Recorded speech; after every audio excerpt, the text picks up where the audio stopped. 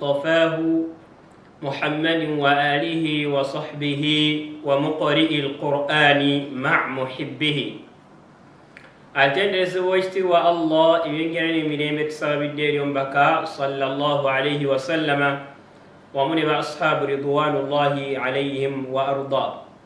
Abooluganda ebitiibwa tubaaniriza mu musomo gwaffe nate era ogwa tajwid al quran al karim, omusomo mwe tuyigira butya bwe tusoma qurani nga tugitereeza nga bwe yakka ku mbaka sallallahu alaihi wasallama.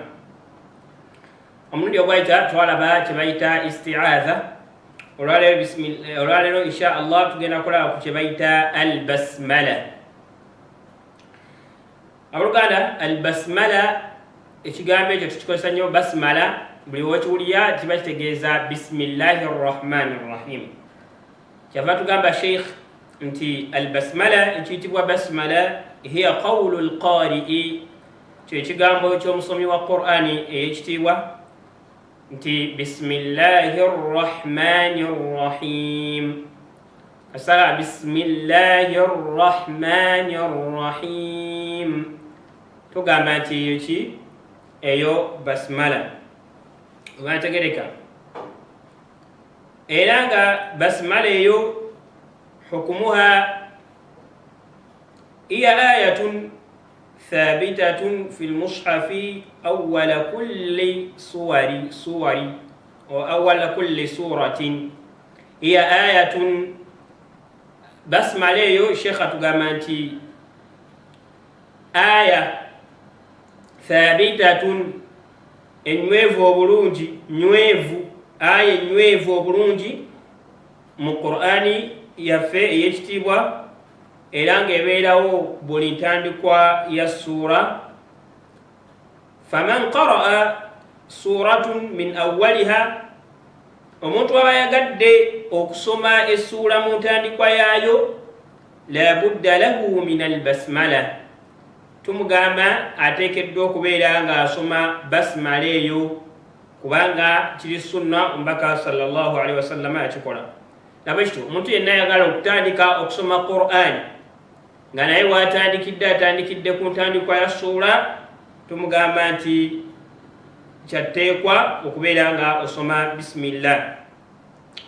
illa awwala surati tawba, okuleka entandikwa ya suratu tawba. Entandikwa ya suratu tawba oba suratu baraa, fala basmalata fiha. Mwana wattu yo entandikwa ya suratu tawba oba baraa yo entandikwa yaayo tetuteekako basmala. Lwaki? Qiila, kigambibwa nti linuzuliha bisaifi walbaraati min almushrikin, olw'ensonga nti essuula eyo yakkira mu lutalo era n'okubeera nga allah ali wala nnyo n'abamushiriku, era essuula eyo yakkaamu aya mpitirivu eziraga olutalo n'eziraga obukambwe ennyo eri abagatta ku allah subhanahu wa taala. Ate owekitiibwa allah teri kimunyiiza nga kumugattako, kimunyiiriza ddala owekitiibwa allah subhanahu wa taala.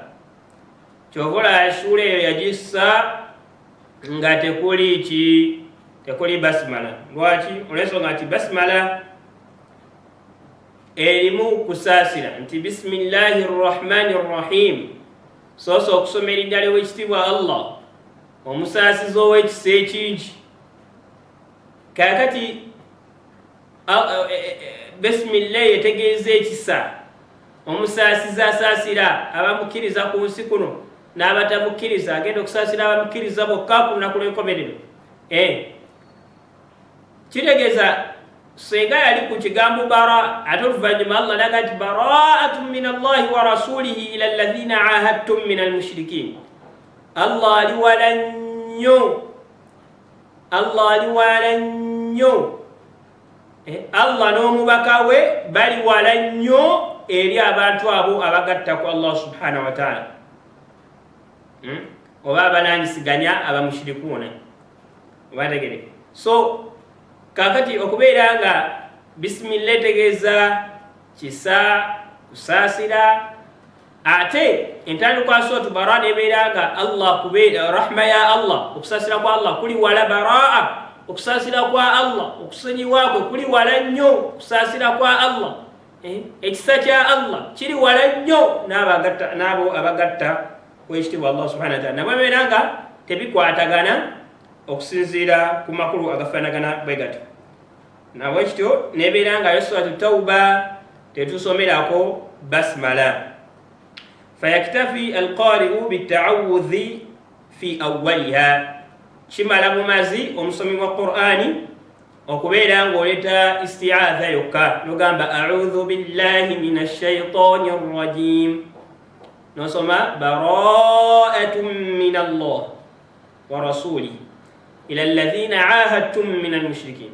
naye essula ezisigadde zo oba oyagadde okutandika okusoma oteekeddwa okubeera nga osoma bisimillah oba oyagadde okutandika al-fatiha otandika na bismillahi rrahmani rrahim alhamdulillahi rabbil alamin suratul ikhlas bismillahi rrahmani rrahim qul huwa allahu ahad oyina giteekako ku ntandikwa y'essula wa amma fi athna'i suwari falqari'u mukhayyarun bayna albasmalati wa adamiha wabula ate mu makkati oba nga tutandikidde ku ntandikwa ya suula oba otandise okusoma notatandikira ku ntandikwa ya suula kiba gy'oli gwasoma Qur'ani okubeera nga weeronderawo wakati w'okubeera nga osoma bisimilla eyo oba okubeera nga togisoma bw'oba otandise ensoma eyo ya Qur'ani nga tutandikidde ku ntandikwa ya suula kiri gy'oli okubeera nga osoma basmala oba okubeera nga tukola ki nga togisoma illa anna hunaka okuleka nti waliwo ebifo mawadhi'un waliwo ebifo yatarajjahu fiha albasmala ebifo ebyo betugamba nti newankubadde tutandikidde ku ntandikwa ya suula otandikidde makati ga suula otandikidde juzu wetandikira otandikidde wawo naye otandikidde naye netugamba nti aya eyo gyotandikiddeko kyandibadde kirungi okubeera nga okola ki oteekako basmala oba kaddemu nti mulimu ebifo mu Qur'ani ekitiibwa nga kyandibadde kirungi era nga kikubirizibwa okubeera nga oba otandikira ku ayati ezo ezifaanagana bwe zityo okubeera nga osoma basmala wadhalika nahu lbada kifaanaganako okugeza kifaanaganako okutandikira ku aya dhamirun yaudu ala Allahi azza wa jalla nga kuliko dhamiru nga dhamiru eyo edda eri subhanahu wa ta'ala gama nga kuliko ekigambo naye ku aya egyogenda otandikirako nga kuliko ekigambo ekitandika naye ngaekigambo ekyo ekitandika kiri mu mbeera y'okubeera nga kidde eri Allah subhanahu kugamba kikwatagana ni Allah subhanahu wa ta'ala oba tegereka kugamba ekigambo ekyo kiri presentinga Allah ngamba representing kibadde kiwulika bubi kugamba ekigambo ekyo nga kikwatagana ku Allah subhanahu wa ta'ala katugambe wetyo oba tegereka kati awo tugamba nti kiba kirungi okusoma bisimillah bw'oba otandikira ku aya nga aya etandika n'ekigambo ekikwatagana ku Allah subhanahu wa ta'ala oba tegereka ekyokulabirako Allah agamba nti ilayhi yuraddu ilmu saa eri Allah kuddizibwayo okubeera okumanya kwekiyama ekiyama okumanya kwakyo kijja kubaawo ddi ekyo kiddizibwa eri Allah Allah yabimanyi kati ilayhi eri Allah tugamba nti awosooka osome bisimillah ogambe bismillahi rrahmani rrahim ilayhi yuraddu ilmu saa kubanga ekigambo ilayhi kidde eri Allah subhanahu wa ta'ala tosobola si kirungi gamba audhu billahi minash shaitani rrajim ilayhi yuraddu kiba tikinyuma ekisinga okubeera ekirungi kusomerawo bisimillah newankubadde si ntandikwa ya suula awo oba ekyokulabirako ekirala ku aya yange egamba huwa alladhi khalaqakum huwa alladhi huwa yoyo yabatonda ani Allah erinnya lya Allah tetwaliwandiikawo oba teryejja naye ne bakozesa huwa Allah n'akozesa huwa ye yabatonda ani Allah kakati kiba kirungi okutandikira ku aya oba ng'ogenda kutandikira ku aya ezifaanagana bwe zityo okusooka okusoma bisimillahi rrahmani arrahim. Bategereka fahuna mu mbeera efaanagana bwetyo tatarajjahu lbasmala, kiba kirungi okubeera nga otandika ne bisimillah lianna ddamiru, olw'ensonga nti bulijjo ekigambo ekitandika ekigambo ekyo ekitandika ku aya yaudu ila aqrabi madhkur, kiba kiddizibwa eri oba kiga kino kivuna dhamiri buliddo engeri gyemuyinza okivunula engeri gyemuyinza okitegeeramu, naye kasubire nti mukitegeera nti waliwo obugambo mu lulimi oluwarabu nga bujja ne buyimirira mu kifo nga tetwogedde erinnya lya muntu wabula ne tukozesa akagambo ako okubeera nga tutegeeza omuntu omwo oba ekintu kyonna. Aya eyinza okuba nga eyogera ku Allah, erinnya lya Allah ntaliwandikawo nti Allahu, wabula ne tugamba huwa, nga huwa kali mu mbeera ekigambo ekyo huwa dhamiru eyo gyetuyita dhamir ng'eri mu mbeera y'okubeera ng'etegeeza Allah. Kakati woba otandikidde ku bigambo nga huwa ilaihi nga bitegeeza Allah subhanahu wa ta'ala, tugamba nti dhamiri ezo obugambo obwo buba bukwatagana nnyo nekiri kyova okwogera emabega amakulu. Woba ogambye audhu billahi min ashaitani rrajim, kiba kikwatagana nnyo n'ekigambo kyogenda okuzzaako nti huwa dhamiri eyo. Bategereka biba kumpi. Kategerekesa nti bw'ogamba nti bisimillahi rrahmani rrahim, sosa okusoma erinnya lya Allah obusaasizo ekisa ekingi, ilaihi yuraddu, kwega ilaihi eri Allah, kwega eri Allah ekwatagana nnyo ne bisimillah eri. Oba tegereka ate bw'ogamba bugambye audhu billahi min ashaitani rrajim nti nekingiriza eri Allah okuntaasa shaitaani yakolimirwa, ate n'ogamba ilaihi yuraddu ilmu saa, kibanga ekitegeeza nti kuba ova kwogera ku shaitaani yakolimira. Kati dhamiri eno eyinza okutegeeza, oyinza okuba nga ategeeza kwega kiwulikika si bulungi, oba nga ategeeza nti shaitaani eno eyakolimira ilaihi yuraddu ilmu saa waliyaudhu billah, nti yemanyi obuddiro oba yemanyi okumanya kwekiyama shaitaani, kubanga aya kyekigambo kyosembezaayo n'otandisa ilaihi oba kategereka. Kati ekyandibadde ekirungi kuteekawo bisimillahi rrahmani rrahim.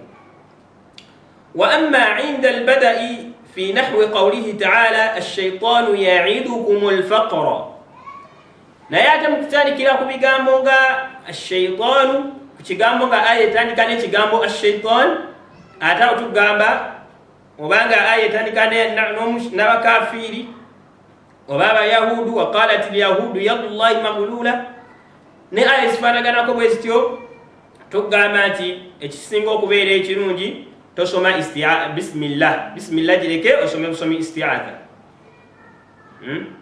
Aya ezitandika n'ekigambo shaitan, wa qalat lyahudu alkafirun, abakafiiri, ekyo ekisinga okubeera ekirungi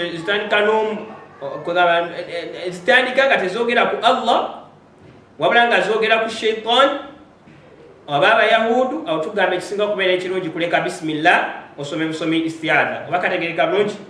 Sawa ekitiibwa Allah abeere nga bitegereka bulungi. Nabwekyo yeeyo basimala tugisoma nga eri sunna, era ng'oteekeddwa okubeera ng'ogisoma ku ntandikwa y'essuula, wabula nga weeronderawo senga oba otandikidde makkati g'essuula, nga kiba kirungi nnyo okugisoma mu ayati ezo ezitegeeza oba ezogera ku Allah subhanahu wa ta'ala newankubadde ziri wakati w'essuula, kiba kirungi osoma bisimillah. Ate aya ezitandika n'okwogera ku shaitaani oba abamushiriku, kiba kirungi okubeera nga togisoma n'obeera nga otandika butandisi osoma busomi isti'adha n'otandika aya eyo etandika n'ekigambo shaitan oba abamushiriku. Ebyo nno bitegeeza ki? Nti omuntu yenna asoma Qur'an kyandibadde kirungi okubeera ng'ayiga ku makulu ga Qur'ani. Osome Qur'ani ng'ogitegeera naawe onyumirwa okitegeera, naye gwe atafaayo asoma obusomi tajwidi nga tamanyi makulu ga Qur'ani, tojja nyumirwa Qur'ani ne bw'ogisomera abagiwulira abagitegeera nabo tebajja ginyumirwa. Nabwe kityo tulina okufaayo n'okutegeera amakulu ga bigambo by'Oweekitiibwa Allah subhanahu wa ta'ala.